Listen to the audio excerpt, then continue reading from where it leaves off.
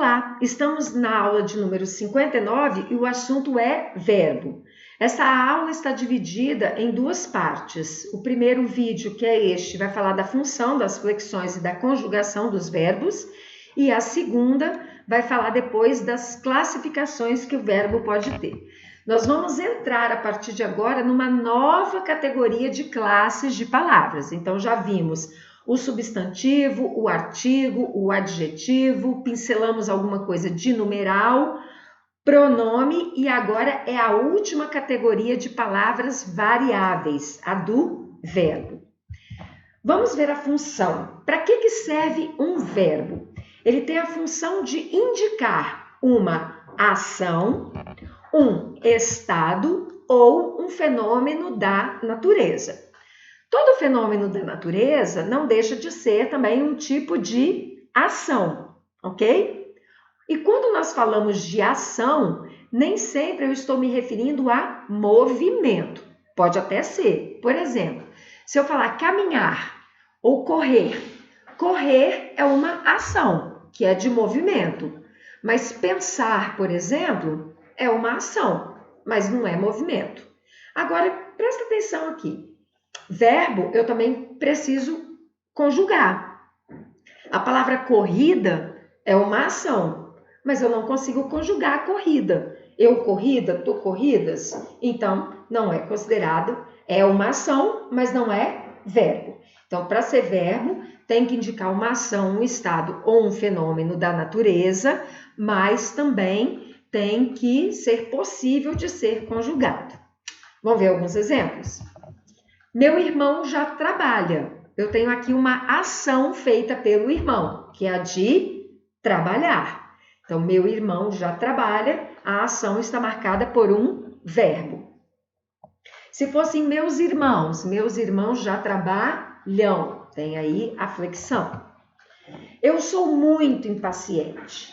Qual é o verbo que eu estou usando aqui para indicar o meu estado? O meu estado é impaciente. Agora, o verbo para indicar o estado é o verbo ser. E um indicando o fenômeno da natureza. Ontem choveu bastante. O chover aqui é uma ação da natureza. Veja bem, o verbo amanhecer é uma ação da natureza. É verbo, ok? Agora, se eu falo assim, eu amanheci com dor de cabeça. Embora o amanhecer aí continue sendo verbo, ele não é um fenômeno da natureza. Porque eu amanheci, estou usando o verbo amanhecer ali com sentido conotativo, equivalendo a acordar, mas não deixa de ser verbo, ok? Vou trabalhar algumas teorias aqui com você, mas vai ser algo assim, de base para depois. Eu vou tratar até bem rápido, falando algumas coisas de forma bem geral, mas algumas partes dessa depois eu trabalharei de forma mais específica. O verbo ele pode ter flexões, como eu disse lá no começo do vídeo, é a última categoria de palavras variáveis. Só que a flexão do verbo será de pessoa, de número, de tempo e de modo. Agora veja bem que interessante. Quando eu quero, por exemplo, um substantivo e eu quero marcar o número dele, eu marco o plural somente. Depois eu marco o gênero. No verbo não tem como marcar cada flexão dessa de forma individual, separada. As flexões dos verbos aqui, elas sempre se juntam de duas a duas e formando este parzinho. A flexão de pessoa e número sempre vão andar juntas, assim como a flexão de tempo e modo, sempre junto. Vamos ver um exemplo para ficar mais fácil? Se eu falo assim, você é meu grande amigo. Eu tenho aqui o verbo ser flexionado. Você é que é o grande amigo. O você é um pronome de tratamento. Aquela regra lá dos pronomes, que o você é um pronome de tratamento, mas exige demais pronomes da terceira pessoa, também serve para verbo. Ele vai exigir conjugação de terceira pessoa. Eu sou, tu és, ele é. Observa que o é faz parte da terceira pessoa do singular. Ele marca a pessoa e o número ao mesmo tempo. Eu estou falando algo que é agora, é do momento. Então, eu estou indicando o presente do modo indicativo. Isso depois nós vamos trabalhar com um pouco mais de calma.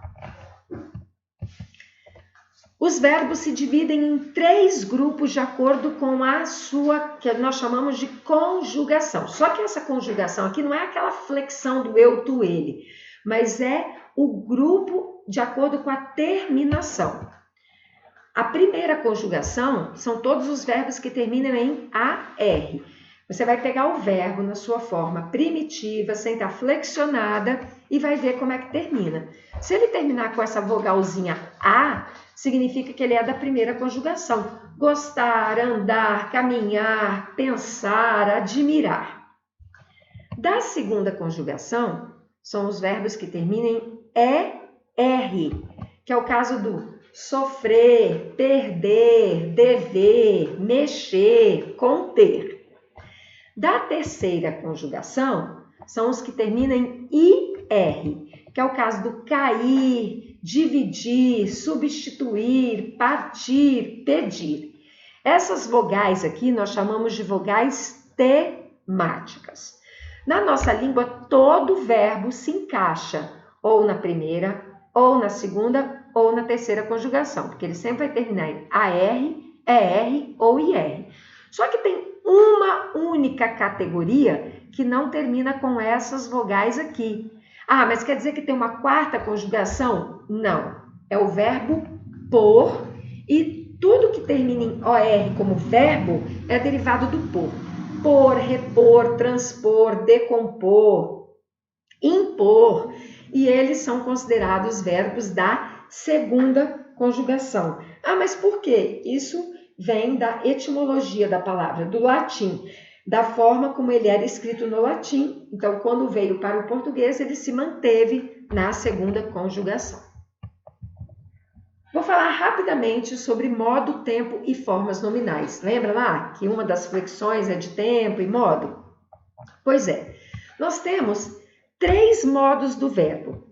O modo indicativo, que está indicando, é o modo da certeza. E temos o modo subjuntivo, que é praticamente o oposto do indicativo, porque ele indica dúvida, hipótese, incerteza. É aqui que vai estar a flexão da conjugação do eu, tu, ele, nós, vós, eles, mas principalmente a flexão de tempo, presente, passado, chamado no verbo de pretérito, e futuro, porque eu tenho certeza de algo que está acontecendo, ou que já aconteceu, ou que vai acontecer. Assim como eu tenho dúvida do que está acontecendo, do que já aconteceu, ou do que vai acontecer. O terceiro modo é o imperativo. Embora eu possa conjugar eu não, o tu, ele, nós, vós, eles, um pouquinho diferente, é claro, mais à frente nós vamos ver isso. Ele é o modo da ordem e do pedido. Ele não tem flexão de tempo. Ou eu dou uma ordem positiva ou uma ordem negativa. Traga seu caderno. Não mexa nisso. Feche a porta. Não busque confusão. São ordens ou pedidos dados naquele momento. Se vão ser executados naquele momento, não importa, mas a ordem e o pedido é dado no momento. Por isso não tem marcação de tempo. Mas nós também temos as chamadas formas nominais. Agora, olha que interessante. Nominal lembra nome. Nome lembra substantivo. Mas nós estamos falando de verbo. Por que elas são chamadas de formas nominais? Porque o verbo tem como uma das características, eu falei lá na primeira tela, de poder ser conjugado. Nas formas nominais não tem isso. Existem 3 formas nominais. A do infinitivo, que é o verbo na sua forma primitiva, terminado em R. Correr, pular, escrever, buscar.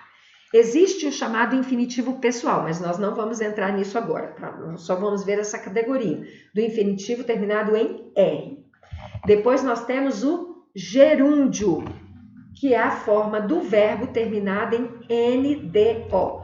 Buscando, sonhando, trazendo, pensando, partindo. E o particípio, que termina na sua forma básica em DO. Trazido, buscado, pensado, levado, dividido. Para não confundir, que tem um monte de gente que confunde gerúndio e particípio, lembra que na palavra gerúndio tem o N, então na forma do gerúndio também tem um N. Só um macetezinho para não esquecer. Eu estou falando isso aqui rapidamente, mas depois nós vamos tratar algumas dessas partes de maneira mais calma. A última parte deste vídeo, nós vamos falar da classificação dos verbos. Essa classificação é de acordo com a conjugação, mas não aquela conjugação que eu mostrei ainda agora, de primeira, segunda e terceira, terminada de acordo com a vogal temática. É a conjugação de acordo com a flexão do eu, tu, ele, nós, vós, eles. Nós temos 5 categorias de verbos: a dos regulares, a dos irregulares, a dos anômalos, a dos defectivos e a dos abundantes. A segunda parte desta aula, no outro vídeo, nós vamos falar um pouco de cada uma dessas classificações aqui, ok?